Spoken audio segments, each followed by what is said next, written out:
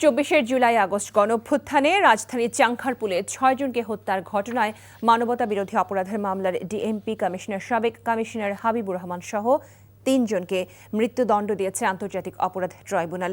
এছাড়া ৫ আসামিকে ভিন্ন মেয়াদে সাজা দেওয়া হয়েছে।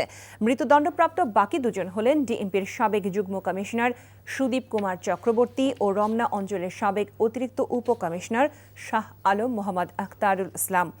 আন্তর্জাতিক অপরাধ ট্রাইব্যুনাল একের চেয়ারম্যান বিচারপতি মোহাম্মদ গোলাম মর্তুজা মজুমদারের নেতৃত্বাধীন ৩ সদস্যের বিচারিক প্যানেল এই রায় ঘোষণা করেন।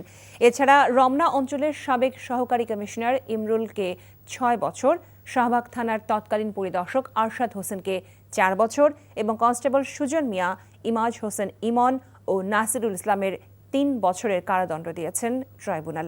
চাংখারপুলে ৬ জনকে হত্যার প্রমাণ পেয়েছে বলে রায়ে উল্লেখ করেছেন ট্রাইব্যুনাল। এছাড়া ওয়্যারলেস বার্তায় অধস্তনদের মারণাস্ত্র ব্যবহারে ডিএমপির সাবেক কমিশনার হাবিবুর রহমানের নির্দেশও প্রমাণিত হয়েছে।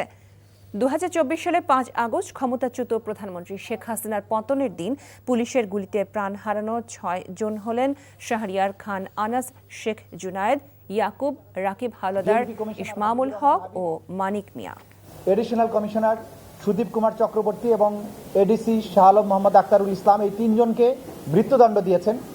কিন্তু পরবর্তী যে সমস্ত আসামি ছিল, একজন এসি ছিল ইমরুল, একজন ইন্সপেক্টর আরশাদ এবং বাকি ৩ জন কনস্টেবল, যারা সরাসরি ফিল্ডে থেকে গুলি বর্ষণ করেছিল, তাদেরকে কম সাজা দেওয়া হয়েছে। একজনকে ৬ বছর, একজন ৪ বছর, বাকি ৩ জন কনস্টেবলকে ৩ বছর করে সাজা দেওয়া হয়েছে।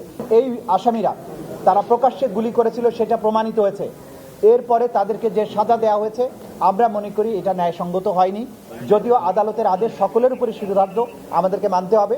যেহেতু একটা আপিলেট ফোরাম আছে, সুপ্রিম কোর্টে এটার বিরুদ্ধে, এই সাজার বিরুদ্ধে, কম সাজা যেটা দেওয়া হয়েছে সেই অংশটুকুর বিরুদ্ধে প্রসিকিউশনের পক্ষ থেকে আমরা আপিল করব।